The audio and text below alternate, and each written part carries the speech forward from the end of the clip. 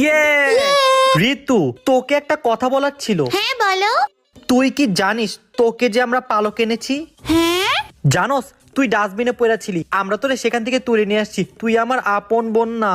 না না, তুমি মিথ্যা বলতেছো না। গ্লাস দেখ, আমাকে দিয়েছে কাচের গ্লাস আর তোকে স্টিলের গ্লাস। না না, আমি কাঁচের গ্লাস রাখতে পারি না, এর জন্য আম্মু আমাকে স্টিলের গ্লাস দিছে। না বিশ্বাস করলে কি করার। মা নাচতে দাও। উফ, এই নে। মা আমালেও দাও। সরি মা, আটা শেষ।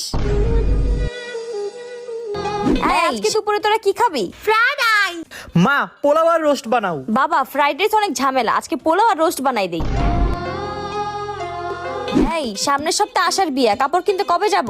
যাবো না কাল পরশু। মা আমার জামা। এই, তোরে তো গত মাসে কিনা দিছি, ওগুলোই পর। যত সব। আসলে কি আমার ভালো লাগছে।